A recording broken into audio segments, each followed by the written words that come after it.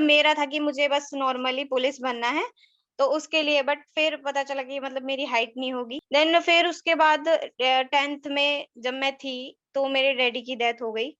तो फिर मतलब ये था कि करना ही है, कुछ तो करना ही है। क्योंकि अभी हम लोग गाँव से यहाँ पे आके रह रहे हैं, दूसरी राइट। जगह। यूपी की हूँ सर, मैं बिलॉन्ग तो यूपी से करती हूँ, हरियाणा में रहती हूँ। तो सोच लिया था कि जब गाँव से यहाँ पे रह रहे हैं, मम्मा ने इतना सपोर्ट किया है कि हम गाँव से यहाँ पे आके दोबारा काम कर मतलब पढ़ाई करेंगे, वो हमें पढ़ाएँगी।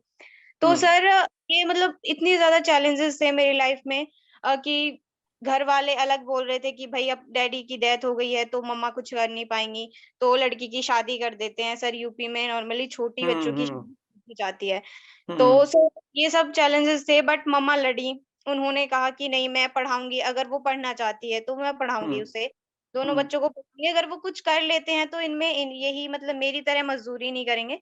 सर मैंने सर्च किया कि क्या है? सर मैंने सोचा मुझे कुछ बड़ा करना है।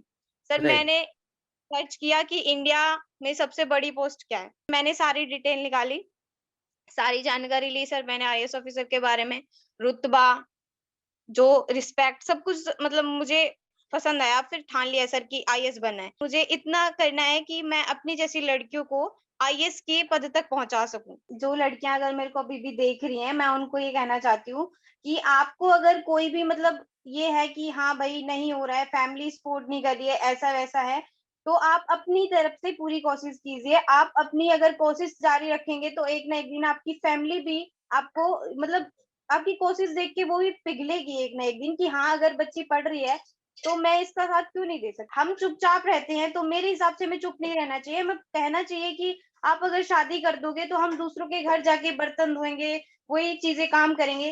क्यों ना हम थोड़े दिन की मोहलत लेके अपनी पढ़ाई पूरी कर लें, कुछ करके दिखाएँ, तो आपको उनको कहना चाहिए। आप अगर चुप बैठोगे, तो आप पढ़ाई नहीं कर सकते। आप मतलब आप अपनी जो बातें हैं, वो रखिए, सबके सामने रखना चाहिए आपको। ताकि आपकी भी सुनी जाए।